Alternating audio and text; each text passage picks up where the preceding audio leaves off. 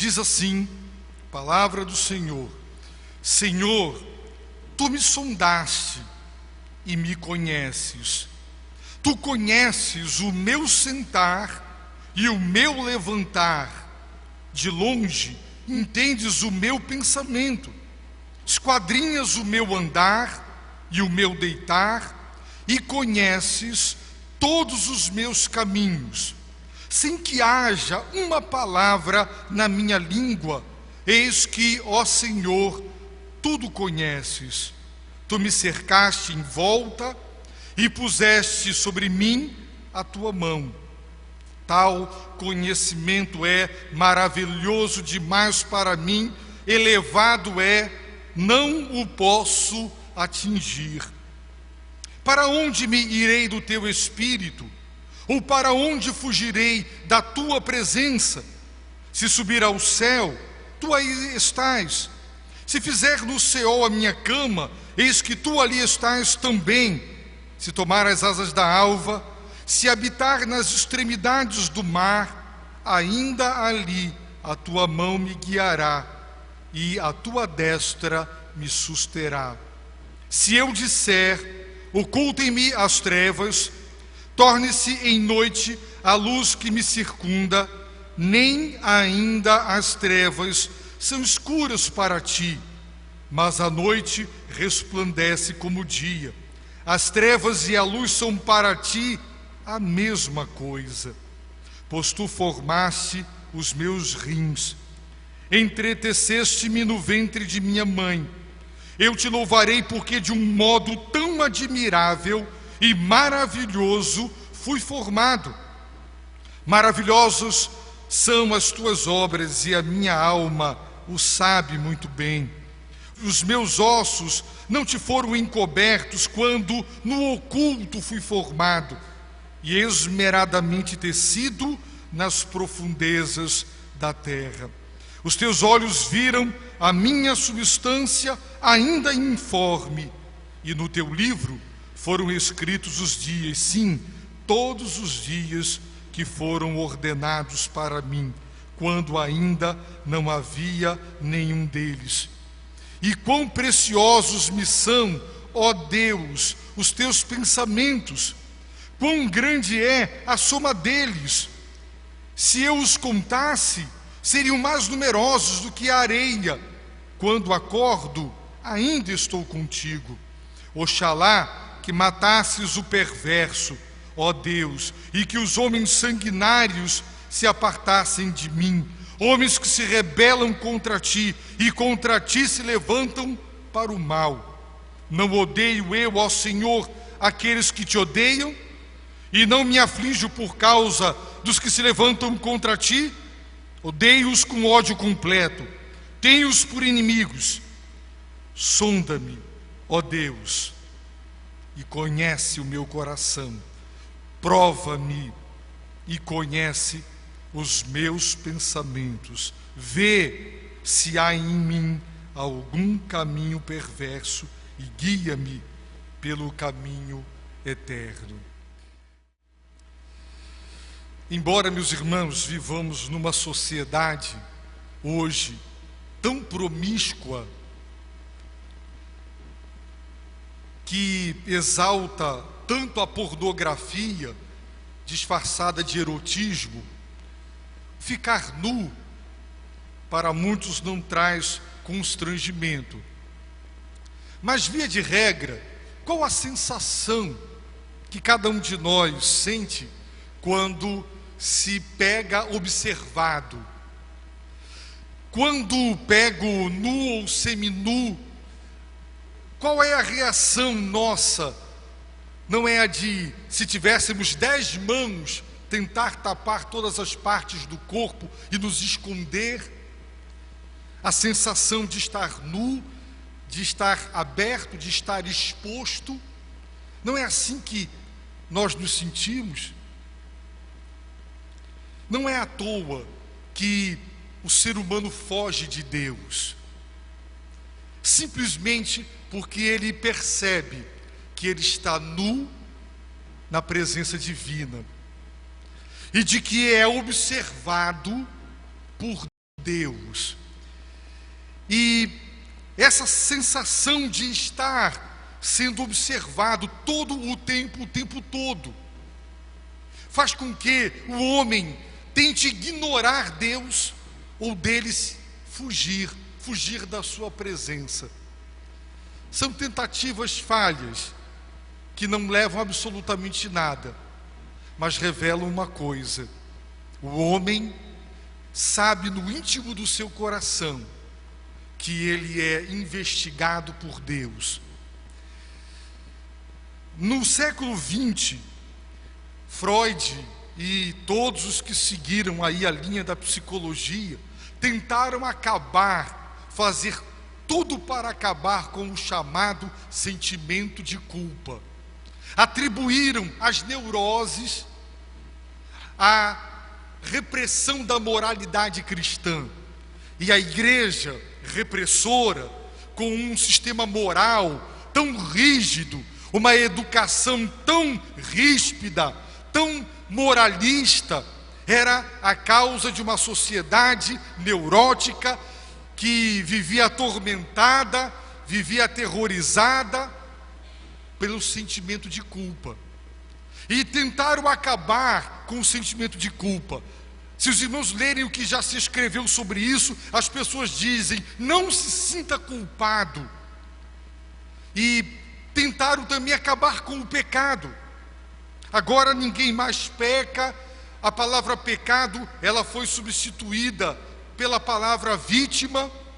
Um rapaz, por exemplo, fato real acontecido, ele nos Estados Unidos assalta uma loja, o dono reage, se defende, lhe dá um tiro, ele fica paralítico, e os seus advogados entram com uma ação contra ele, contra o dono da loja, e simplesmente aquele homem é condenado a pagar uma grande indenização, porque aquele rapaz era uma vítima da pobreza, era uma vítima da sociedade, e quem lhe deu o tiro foi insensível à sua condição.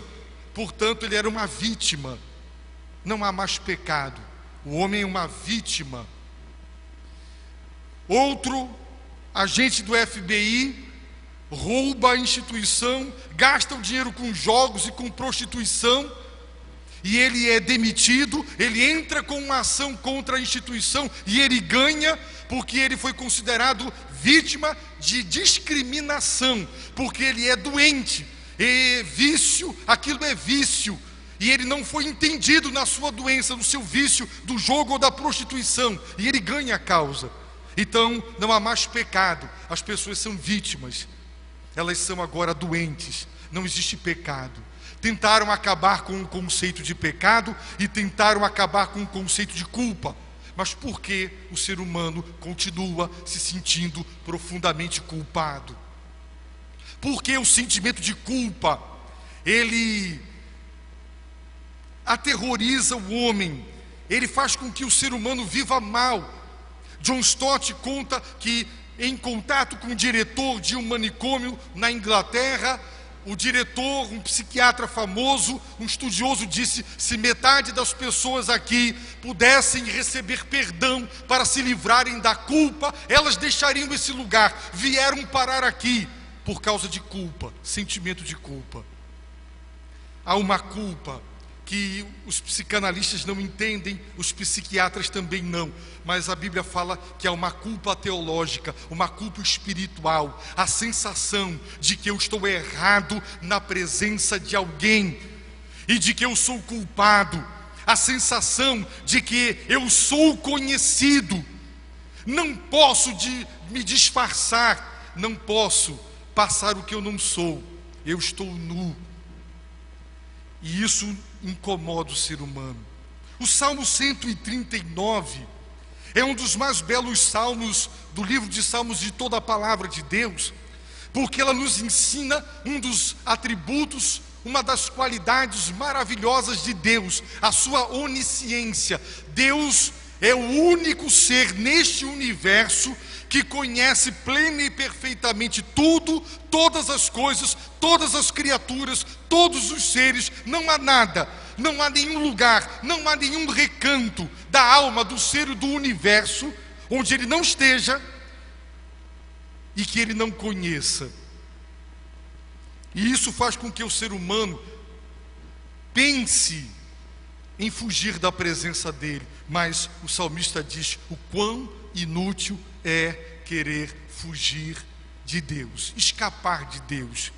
O livro, meus irmãos, de Provérbios, o livro de Hebreus, aliás, é um livro que tem muitas lições preciosas. E ele diz: não existe criatura alguma encoberta diante dele. O que é que poderia nos cobrir para que Deus não nos visse? Será que esse telhado o impede de nos ver? E se nós agora cavássemos um buraco com 200 metros debaixo da terra e colocássemos concreto sobre concreto, ele não nos veria? Não há criatura alguma encoberta diante dele. Antes, pelo contrário, todas as coisas estão nuas, estão patentes aos olhos daquele a quem havemos de prestar contas. Haverá um juízo final, e nós prestaremos contas, não como alguém que vê a aparência, mas alguém que vê o coração, a alma, o espírito. Irmãos, o salmista está dizendo: Senhor, tu me sondastes e me conheces. Ou seja, o Senhor me conhece porque o Senhor me sondou. O que é uma sonda? A sonda, meus irmãos, é um instrumento através do qual você explora, você pesquisa, você examina. Nós podemos mandar uma sonda para o planeta Marte. Nenhum de nós vai lá. Nenhum de nós é capaz de sair daqui. Mas você manda uma sonda e de lá ela manda imagens. Então você conhece, você explora, você examina através da sonda. Quando queremos conhecer o fundo dos oceanos, existem lugares do oceano que nenhum submarino vai, nenhum lugar vai, porque a pressão é muito alta, não dá para chegar lá. Mas uma sonda vai, e ela manda informações, ela colhe material. Sondar significa examinar, significa, meus irmãos, observar, pesquisar, conhecer através de algum tipo de instrumento. E o salmista está dizendo: Senhor, tu me conheces, porque tu me sondas. Deus nos sonda, Deus nos vasculha, Deus nos pesquisa, Deus nos examina.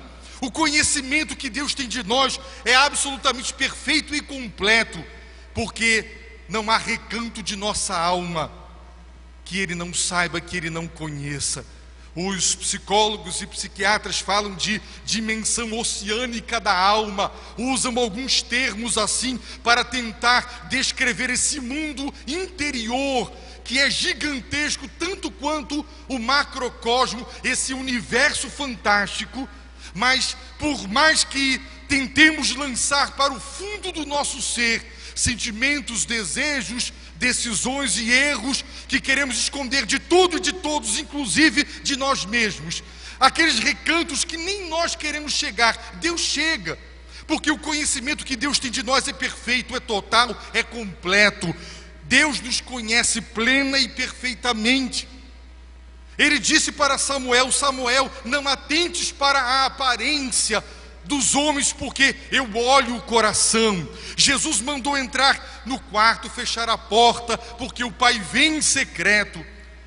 João nos diz, o apóstolo, que quando creram em Jesus, ele não se confiava a eles, porque bem os conhecia, sabia o que há dentro do coração do homem.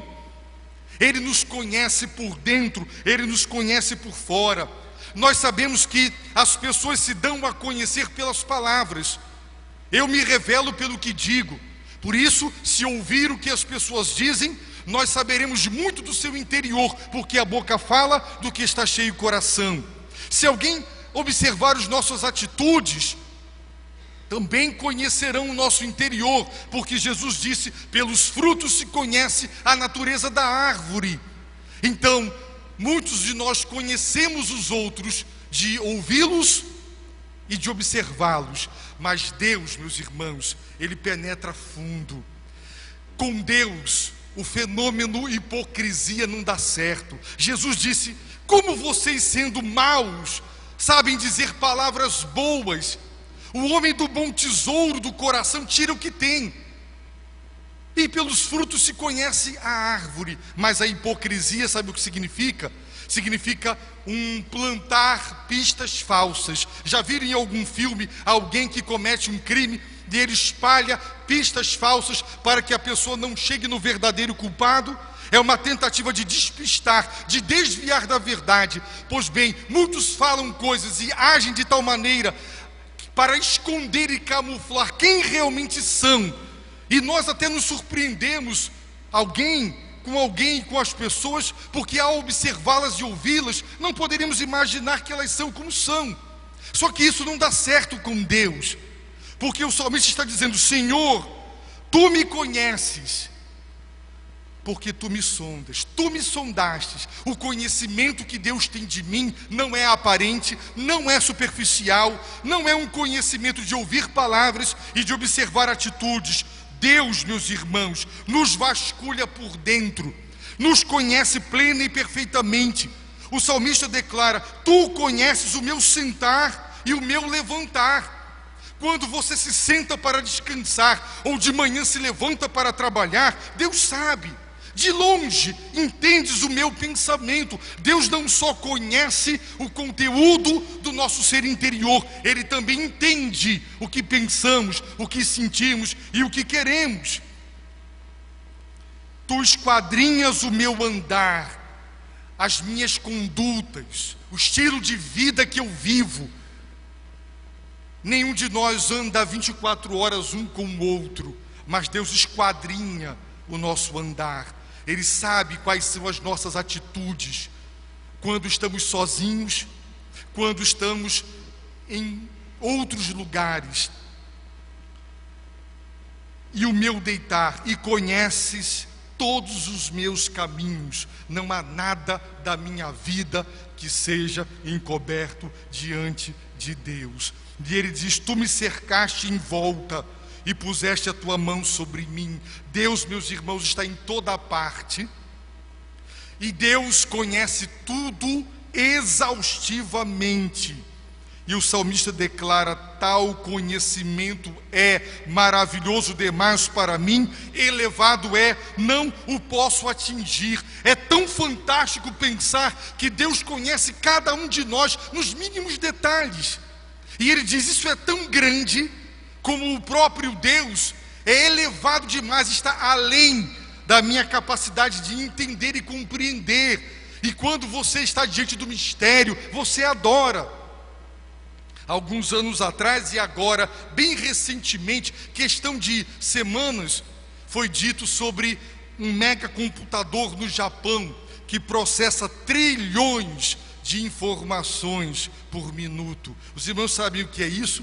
É uma sala com máquinas, foi mostrado na TV, e todas aquelas máquinas, aquele supercomputador, máquinas desta altura, processam trilhões de informações. Queridos, se o homem foi capaz de construir uma máquina para processar trilhões de informações, deveríamos nos espantar que Deus conhece todos os seres humanos que habitam sobre a face da terra e o que cada um pensa, sente, deseja e quer? Com certeza não. Mas sejamos honestos, não nos incomoda saber que há alguém que nos conhece exaustivamente? Por que nós escondemos das pessoas o que sentimos e pensamos? Será que você abre tudo o que pensa, tudo o que sente, tudo o que deseja, tudo o que sonha, até mesmo para o seu cônjuge? Com certeza, muito da nossa privacidade nós não abrimos com ninguém, mas existem coisas em nós que nem mesmo para as pessoas nas quais nós mais confiamos e amamos nós abrimos. Por quê? Porque temos medo de sermos rejeitados. Se as pessoas souberem o que eu sinto, o que eu penso, o que eu desejo, se decepcionarão comigo, me rejeitarão.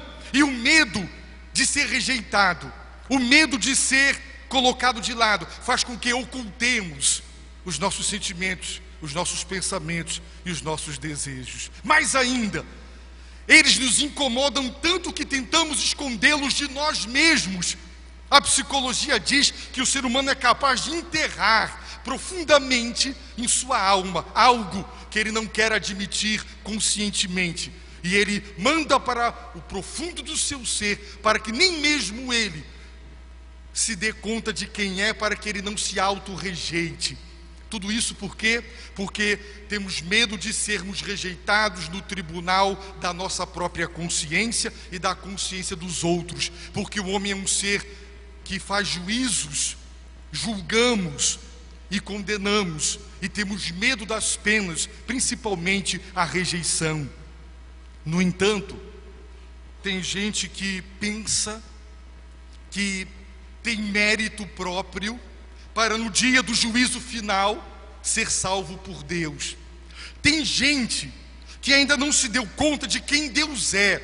Se nós não falamos para os outros, camuflamos e escondemos dos outros o que pensamos, sentimos e desejamos, com medo de reprovação, porque seremos reprovados e provavelmente rejeitados.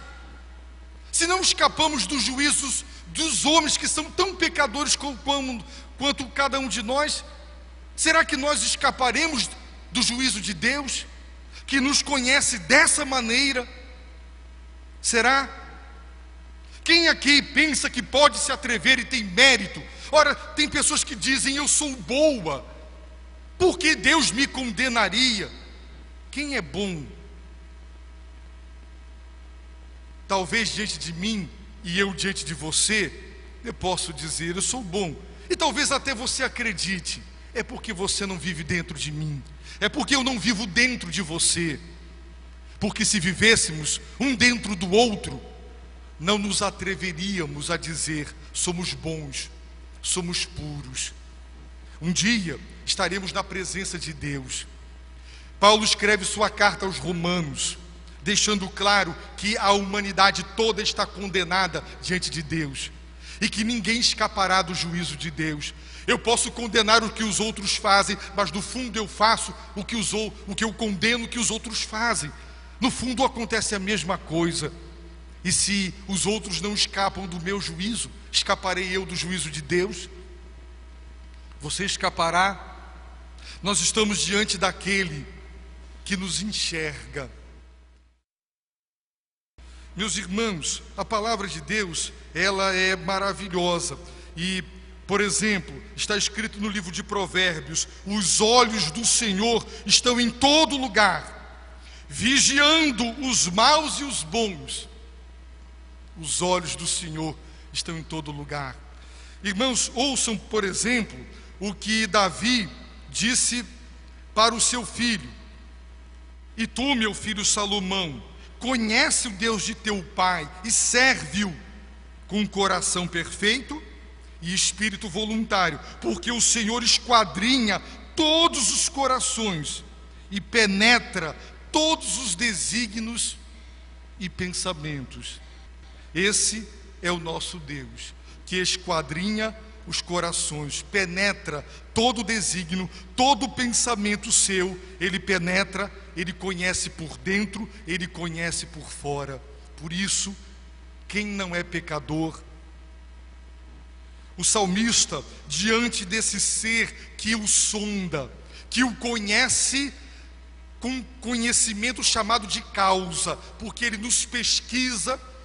Ele não nos conhece porque alguém nos disse, não, alguém lhe disse algo sobre nós. Ele nos conhece pessoalmente. Você pensa que pode sobreviver na presença dele se não for pela graça dele? Como tem gente que acredita ainda que de alguma maneira eu posso conquistar a salvação, sabendo que eu serei julgado por aquele que me conhece plena e perfeitamente, nos mínimos detalhes. Como pensar que eu poderei ser inocentado no seu tribunal? Você e eu precisamos de um Salvador, porque nós não temos méritos para nos salvar, ninguém tem. Precisamos comparecer diante do tribunal de Deus, cobertos com o mérito de Cristo, as obras de Cristo, o sangue de Cristo, porque sem Jesus Cristo nos lavar, nos perdoar e nos purificar de todo o pecado e de toda a culpa, seremos por Deus justamente condenados. Justamente, sabe por quê? Porque quem lá bancar o engraçadinho e dizer eu não sou pecador, Deus lhe mostra rapidamente, num flash, a sua vida. E ele terá que, envergonhado, abaixar a cabeça. Porque a verdade sobre o homem, ela é desnudada, revelada por Deus. É por isso que a hipocrisia, ela causa espécie em Deus. Se nós ficamos com raiva, indignados com a hipocrisia, você pode imaginar Deus? E a hipocrisia que Deus mais abomina é a religiosa. É aquela que, em nome de Deus, nós usamos das coisas de Deus para nos esconder. Deus nos conhece. Deus nos conhece plena e perfeitamente. Por isso o salmista, depois de declarar o quão maravilhado ele está diante da grandeza e do elevado, inatingível, inalcançável, inexplicável ser de Deus que conhece tudo e todas as coisas, ele vai perguntar: para onde me irei do teu Espírito? Para que lugar? Irmãos, esta noção de espaço e de lugar, quando nós perguntamos onde Deus está, a pergunta onde implica em lugar, espaço. Mas observem, quando Deus criou o universo, não existia espaço, e Deus sempre foi eterno. Então, a própria criação da matéria e do universo implica que todo o espaço criado, Deus o conhece e está em toda parte. Ele não é parte do universo, mas ele está em toda parte. Por isso ele pergunta: para onde?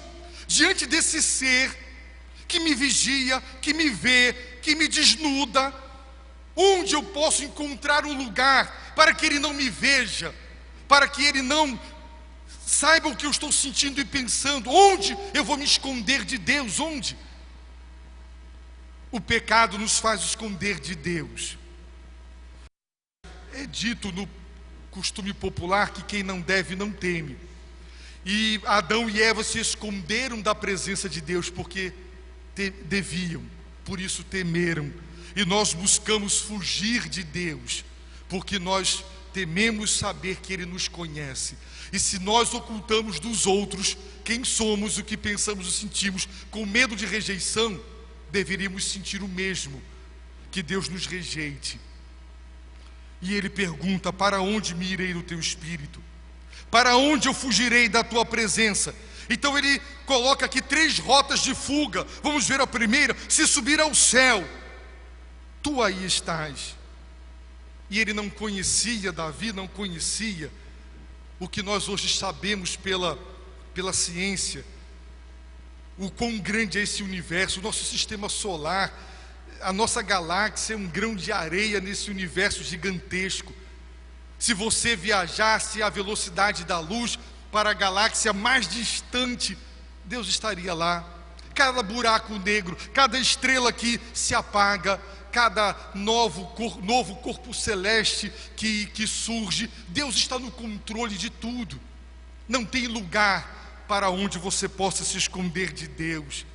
Jonas saiu de Israel. Quem sabe Jonas era aquele homem que pensava que Deus era tribal, que Deus estava exclusivamente condicionado àquele lugar geográfico, a Palestina, e ele sai dali. E ele é lançado no profundo do oceano, dentro do peixe, e lá debaixo, dentro do peixe, no fundo do mar, ele fala com Deus, e Deus estava lá. Por isso o Davi diz: se fizer no Seol a minha cama, eis que tu ali estás também. O Seol é o mundo dos mortos. Se eu mergulhar nas profundezas do inferno, Deus está lá. Irmãos, não há lugar onde Deus deixe de estar, nem mesmo no inferno. O inferno não sobrevive sem Deus. Tudo o que existe deve a sua existência a Deus. O inferno só sobreviverá eternamente porque Deus o sustentará. Caso contrário, até o inferno deixaria de existir. Não pode, ninguém pode. Embora o conceito bíblico do inferno é a ausência de Deus, é o estar fora e excluído da sua presença, não tem lugar para onde você ou eu possamos nos esconder de Deus. Não adianta subir ao céu. Então ele está dizendo: ocultem-me as trevas, torne-se em noite a luz que me circunda. Sim, na negridão, da escuridão, Deus não me verá, nem ainda as trevas são escuras para ti. Mas a noite resplandece como o dia, as trevas e a luz são para ti a mesma coisa. Nem as trevas podem nos esconder de Deus. A mensagem do Salmo é: Deus está em toda parte, Ele é onipresente. A mensagem deste Salmo é: Deus é onisciente, Deus conhece tudo e todas as coisas, plena e perfeitamente. E nós estamos nus, patentes diante dEle, e um dia estaremos na sua presença para sermos julgados. E se você conhecer quem Deus é, você se dará conta de quem você é, e você se conscientizará que você precisa de um Salvador, porque você não será julgado por alguém que só lhe vê por fora, mas alguém que lhe vê por dentro. Você quer saber o quanto Deus o conhece? Aqui o salmista falou da onipresença e da onisciência. Agora vamos ver, se Deus está em toda parte, o espaço, ninguém encontra um lugar de onde se esconder. Nós vamos ver que passado, presente e futuro, eles estão diante de Deus. Querem ver? O salmista vai dizer: pois tu formaste os meus rins, entreteceste-me no ventre de minha mãe. Eu te louvarei, porque de um modo tão admirável e maravilhoso fui formado. Maravilhosos são as tuas obras, e a minha alma o sabe muito bem. Os meus ossos não te foram encobertos, quando no oculto foi formado e esmeradamente tecido nas profundezas da terra. Os teus olhos viram a minha substância ainda informe. Davi está dizendo: Deus conheceu-me enquanto ainda um embrião. Quando o espermatozoide e o óvulo se juntam, vira o ovo ali. Naquele momento juntou um ser vivo. Deus conheceu você quando era uma única célula. E Ele nos viu embrião, ainda informe, sendo formado no ventre de nossa mãe. E Ele descreve Deus como um tecelão, alguém que está como um artesão, como um oleiro, que está com suas mãos formando no ventre de cada mulher um ser vivo, uma pessoa real. E Davi está maravilhado, confessando que até no ventre de sua mãe, quando ele não tinha consciência de ser, Deus o conhecia. Que coisa maravilhosa, meus irmãos. Não é maravilhoso saber que Deus nos conhece no ventre? E que é um grande pecado atentar contra a vida de um embrião? Não nos daria base para dizer que o aborto é um crime aos olhos de Deus? E que muitos cristãos que dizem confessar o nome de Cristo praticam o aborto para nos esconder da vergonha pública na própria igreja? Meus irmãos, quantos e quantos casos de pessoas que se dizem de Deus, que levam seus próprios filhos para aborto, para ocultar a vergonha, ou uma criança indesejada, quando, meus irmãos, está aqui na palavra que Deus conhece a substância informe de cada ser no ventre materno. Irmãos, isso é crime contra Deus. Mais ainda, Davi diz: e no teu livro foram escritos os dias, sim, todos os dias que foram ordenados para mim. Irmãos, Deus não só conhece, Deus pré-ordena. Todos os dias da minha vida, Deus conhece, e Ele ordenou, quando ainda não havia nenhum deles.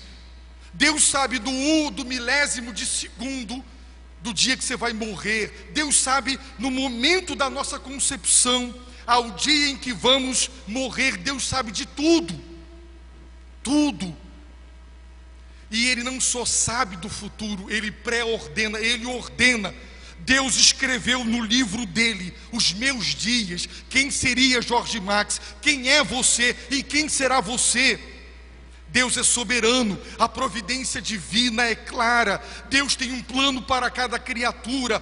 Vivemos para o adorar. Há um plano e há um propósito. Quando nós somos concebidos, Deus traça um rumo para todos nós. Isso não nega a liberdade e nem a responsabilidade humana, mas deixa claro, absolutamente claro, que Deus é Senhor sobre passado, presente e futuro.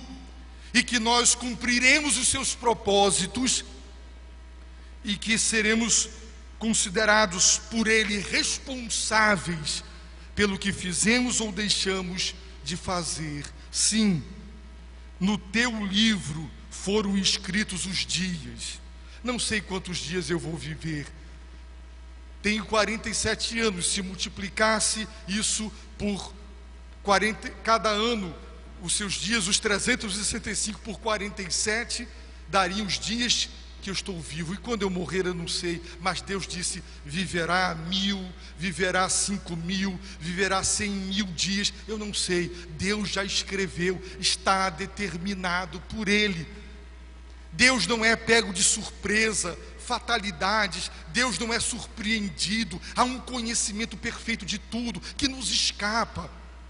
É como Davi, nós temos que dizer: o conhecimento disso é maravilhoso demais para mim, elevado é, eu não alcanço, nenhum de nós alcança isso.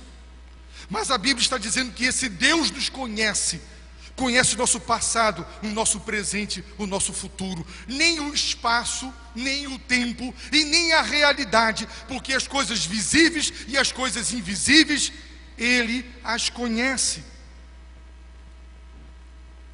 Quão preciosos me são, ó Deus, os teus pensamentos, quão grande é a soma deles. Davi, de tempos em tempos, ele para adorar, ele exclama.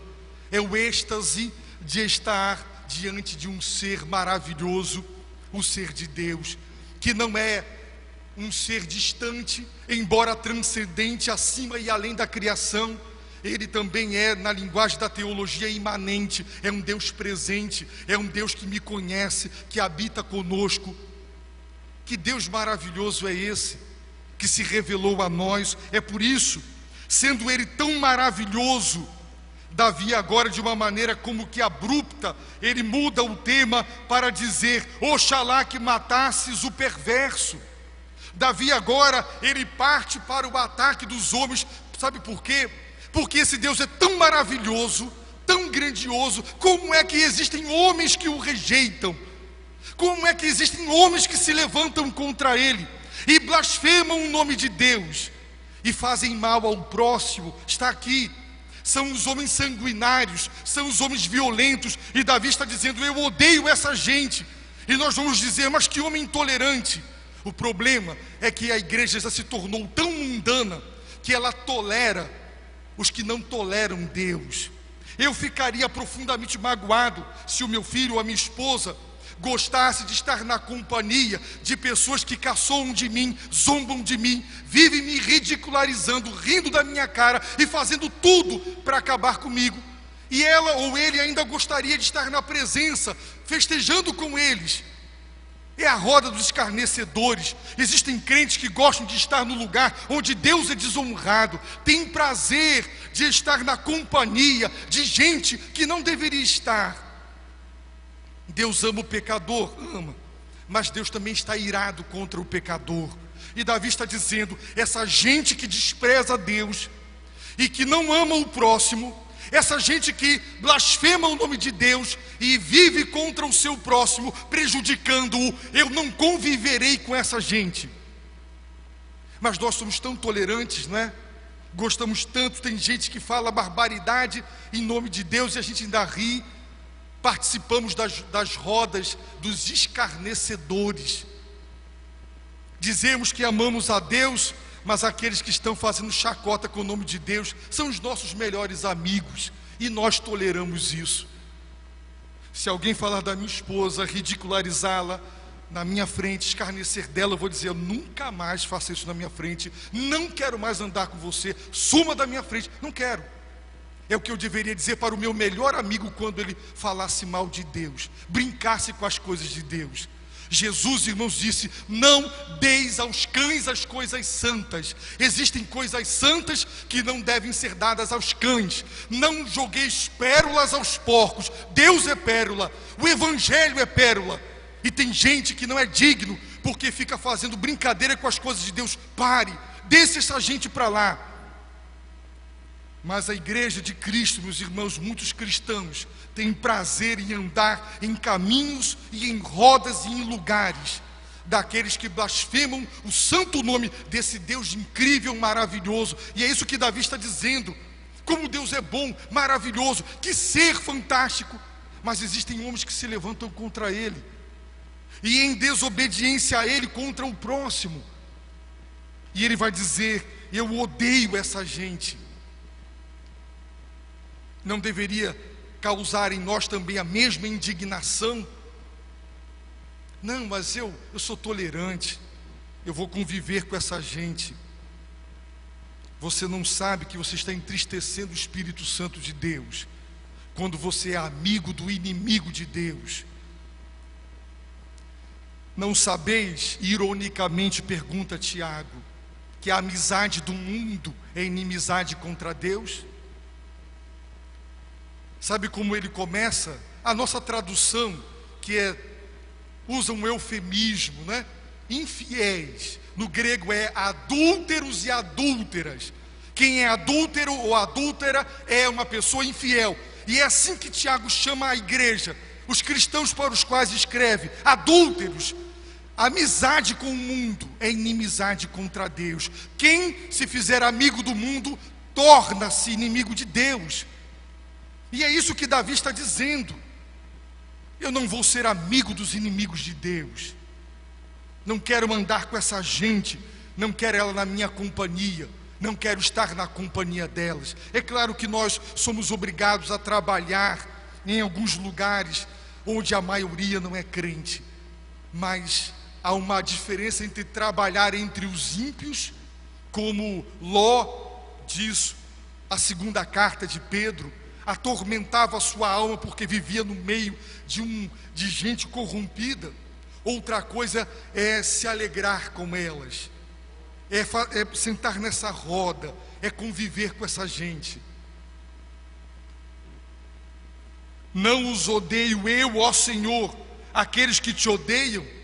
Davi está dizendo: eu odeio quem odeia a Deus, e não me aflijo por causa dos que se levantam contra ti. Davi sofria ao ver as pessoas blasfemando, voltando-se contra Deus. E nós? O que é que nós sentimos, meus irmãos? Se nós passarmos por uma pessoa caída na rua e não sentirmos mais nada, já estamos mortos, só falta enterrar. A falta de sensibilidade. Quando o crente, ele não mais se aflige, fica indignado diante da blasfêmia e do que se passa numa televisão com o nome do Senhor Deus, piadas em nome de Deus. Tem crentes que o nome de Deus na boca do crente é igual qualquer coisa, tudo é, ai meu Deus, acabou a reverência. Adoro o pudim, adoro isso, adoro aquilo, só se adora a Deus. A linguagem da igreja, a igreja já capitulou, já foi cooptada pelo mundo. Só existe essa palavra, só pode ser usada para Deus e para mais ninguém. Só o ser de Deus é digno de adoração. E nós não devemos, meus irmãos, usar o nome de Deus para brincadeiras e nem para piadas. Davi, meus irmãos, termina, e eu também vou terminar, com uma oração. Sabe o que foi que ele pediu? Sonda-me, continua vasculhando o meu ser, continua prescrutando o meu ser, esquadrinhando o meu ser, me examinando, e conhece o meu coração, para que o meu coração seja conhecido. E ele é a sede da alma, ele é a sede do intelecto, a sede da emoção, a sede do desejo, o coração. Davi pede: Deus, sonda-me, conhece o meu coração. E sabe o que ele pede? Prova-me. Eu já fui provado por Deus, meus irmãos. Eu não tenho coragem para pedir: Deus, me submete a uma prova. Deus provou Abraão, disse: Abraão, me dá o teu filho, o teu único, a quem tu amas, eu quero ele, me dá. Deus o provou. Deus provou Israel. Deus nos prova. Meus irmãos, existem provas que você não precisa nem estudar, são tão fáceis. Tem outras que são mais ou menos, você dá uma olhada na matéria, tranquilo. Agora tem prova que é tão difícil que você, para tirar ali 5, sua camisa, provas dificílimas. Davi está dizendo: prova-me, me submete a uma prova. Sabe por quê? Para que o Senhor conheça os meus pensamentos. Em Deuteronômio 8, Deus diz claramente que levou o povo para o deserto, a fim de o provar e o humilhar, para saber o que havia no seu coração. O que há realmente do nosso coração, e não na nossa boca, só vem à tona de verdade no momento da prova. Aí mostra quem é crente e quem não é crente. Quando vem a prova, e a dura prova, aí é que quem tem fé revela que tem, quem não tem, cai, é derrubado, porque as provas de Deus não são fáceis. E Ele está dizendo: me prova, conhece o meu coração, submete o meu coração à prova. Será que eu sou fiel a Ti? Eu digo: Deus, eu Te amo, Tu és maravilhoso. Então Deus me tira, ou Deus me faz passar uma tribulação. Pronto, eu já estou com raiva de Deus. Existem igrejas, meus irmãos, pregando que nós temos que perdoar a Deus, porque tem crente magoado com Deus, tadinho, né? Magoado com Deus. Que atrevimento, meus irmãos, magoado com Deus. Deus precisa do perdão do ser humano. Quanta tolice, irmãos. Davi está dizendo: prova-me, me submete a uma prova. Deus podia tirar a saúde dele, a esposa dele, Deus podia tirar dele, mas o coração de Davi mostrou que ele era de Deus, porque quando nós estamos no meio da dor, é ali, na dor mais profunda e mais aguda, que o nosso coração mostra se ele é submisso ou se ele não é submisso. Sonda-me, prova-me, vê, constata, há em mim, ó Deus, algum caminho perverso, lá dentro de mim tem alguma inclinação má para me desviar. Deus, sonda-me, põe isso para fora, traz à tona, guia-me pelo caminho eterno. Deus, sabe por que Ele quer ser sondado e provado? Para ser corrigido, porque Ele quer ser guiado no caminho eterno. É isso. Porque, meus irmãos, nós podemos tomar atalhos que parecem que vão nos levar mais rápido e mais seguros para Deus, e eles vão nos distanciar de Deus. Então Deus nos prova. Sonda-me. Davi começa dizendo: tu me conheces porque me sondaste. O meu sentir, o meu desejar, o meu pensar, o meu sentar, o meu deitar, o meu levantar, o meu caminhar, o meu andar, tudo conheces. Estou nu diante do Senhor. Não tem lugar para onde eu possa correr para me esconder de Ti. Não tem jeito. Tu sabes quem eu sou. E eu pergunto, sabendo que Deus sabe quem eu sou, posso me atrever a comparecer na presença dEle sem o Filho dEle? A salvação está em Cristo. É Ele quem nos salva da ira de Deus. Deus está irado contra aquele que vive longe dEle no pecado. E só Jesus nos livra desta ira, porque Ele aplaca a ira divina com seu sangue, com sua vida. É quando Ele atribui a nós o seu mérito, a sua retidão. É com esse mérito, é com Jesus que nós chegaremos diante do tribunal. Porque só por Ele seremos salvos. Sabendo que Deus te conhece desse jeito, arrependa-se dos seus pecados, confesse-os e diga: obrigado por Jesus. Agarre-se a Jesus, diga: Jesus me salva, porque eu sou um pecador, não posso me salvar, não tem como me inocentar na tua presença, tem misericórdia de mim. Ajoelhe-se aos pés da cruz, para que o sangue que Ele derramou ali cubra a sua vida. Só por Jesus você será salvo desse Deus onisciente, onipresente e justo. Abaixe a sua cabeça, feche os seus olhos e ore. Peça misericórdia a Deus. É a única saída.